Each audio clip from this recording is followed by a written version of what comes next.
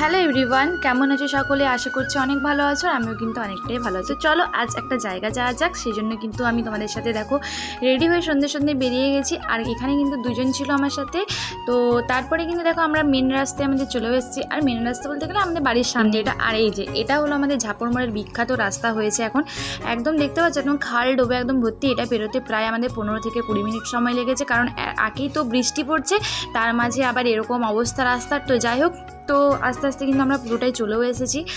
আর এখানে আমি বলছিলাম যে কত কষ্ট করে আমি এখানটা পেরিয়েছি, তো তার জন্য কিন্তু আমি বললাম। তারপরে দেখো বাস স্ট্যান্ডেও চলেছে, আর বাসগুলো এত সুন্দরভাবে সারি সারি দাঁড়িয়ে আছে না, দারুণ লাগছিলো। তো বাস স্ট্যান্ডের ঠিক পেছনেই কিন্তু বসেছে বিষ্ণুপুর শ্রাবণী মেলা। এখানে কিন্তু অনেক কম দামে তোমরা ড্রেস পেয়ে যাবে। পুজো তো সামনেই, তো এখান থেকে কিন্তু তোমরা অনেক কিছু ড্রেস তোমরা কালেকশন নিতে পারো। তো সেই জন্য কিন্তু দেখো প্রথমে আইসক্রিম গাড়ি, ভেলপুরি গাড়ি, ফুচকা, পাঁপড় সব কিছুই পেয়ে যাবে। আর এদিকে দেখো অনেক কিছু বাসনের দোকান, তারপরে কাপ ডিশের দোকান, তোমরা যা যা নেবে তাই কিন্তু পেয়ে যাবে। তো এখানে দেখো আমি হেঁটে হেঁটে যাচ্ছিলাম, আর আমাকে এই ড্রেসটা দিয়ে কেমন লাগছে অবশ্যই কিন্তু কমেন্টে জানিও। আর তোমরা কারা কারা এই মেলাটাতে গিয়েছিল অবশ্যই কিন্তু জানিও, একদম জানাতে ভুলে যেও না। আর মেলাটা ছোট হলেও কিন্তু অনেক কিছুই বসেছে এখানে, আগের মতোই সব কিছুই তোমরা পেয়ে যাবে।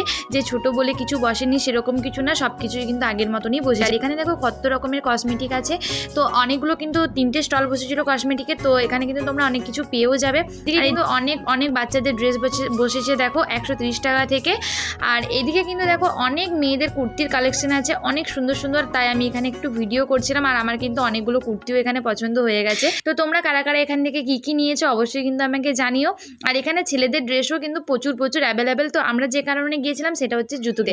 তো এখানে কিন্তু জুতোর দোকানে চলে এসেছে, আর দেখো অনেকগুলো জুতো পেরে আমরা দেখছিলাম যে কোনটা পছন্দ। আর জুতোগুলো কিন্তু অনেক কম দামে, 100-150 টাকা থেকে শুরু, কিন্তু 100 টাকারও তোমরা অনেক পেয়ে যাবে। আর এখানে কিন্তু জুতো কিনে নেওয়ার পরে কিন্তু দিদিভাই অনেকগুলো জিনিসও কিনেছে। আর তারপরে চলে এসেছি আমরা ফুচকা দোকানে ফুচকা খেতে। আর মেলায় গেছি ফুচকা খাবো না তা বললি কি হয় বলো?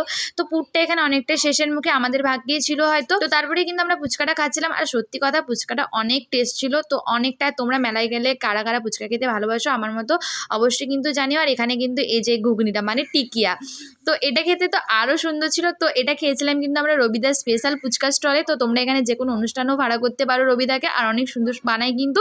তো চলো ভিডিওটা কেমন লাগলো অবশ্যই জানাবে। তো চলো বাই, নেক্সট ভিডিওতে দেখা হচ্ছে।